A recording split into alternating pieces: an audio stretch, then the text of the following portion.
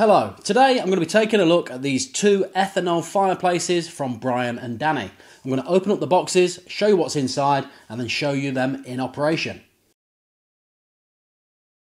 So for the first ethanol fireplace, we've got an instruction manual, we've got some white stones, we've got the fireplace itself, we've got a metal extinguisher, we've got our fuel holder, we've got an expandable nozzle for adding the fuel, and we've got a metal hook.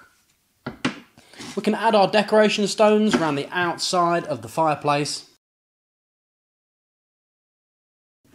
All that's left to do with this fireplace is to add the fuel and to light the fire. So let's take a look in the second box.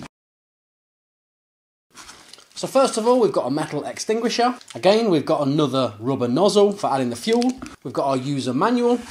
And then we've got the fireplace itself. Both of these fireplaces are ceramic and they feel like they're really well made. They've got quite a lot of weight to them and they look fantastic. Both fireplaces have a max fill line in the fuel compartment, so I'm going to add some fuel to both of these and then we're going to light them. So to add the fuel, we can use the supplied nozzle. We can put that into the fuel compartment and then we can add some of the ethanol fuel. And then we can do the same on the other fireplace. And there we go. They're both really easy to get started with. They're really easy to top up with fuel and they look fantastic.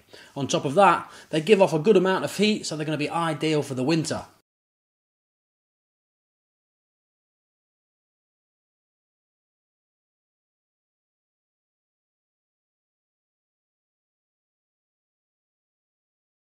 So they are the ethanol fireplaces from Brian and Danny.